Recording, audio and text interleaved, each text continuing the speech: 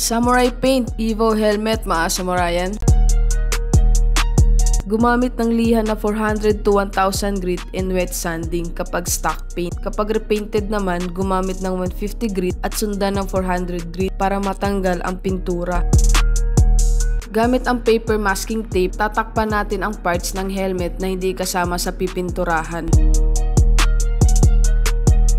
USH 210 Surfacer Gray primer na gagamitin para mas kumapit ang pintura. Huwag kalimutan na i-shake muna ito bago i-spray para hindi bumara ang pintura sa tube. Ganito lang ang tamang pagbukas ng ating Samurai Paint. Layer by layer ang pag-spray para pumantay ang pintura at maiwasan ang pagtulo nito. 10 to 15 minutes interval time naman at 30 minutes sa drying time.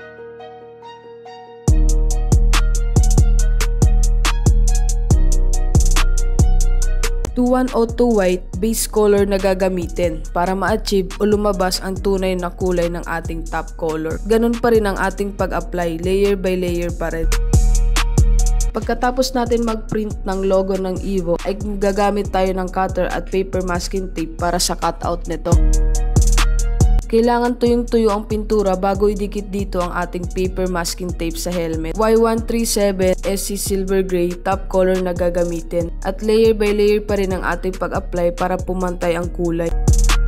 Bago tanggalin ang paper masking tape ay kailangan na tuyo ng maayos ang top color para hindi masira ang cutout na ginawa natin.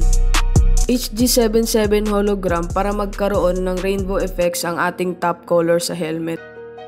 K1KT Twinkling Clear may glittery effects na clear para mas glossy at may proteksyon ng ating pintura. At ito na ang final result ng ating Samurai Paint Evo Helmet.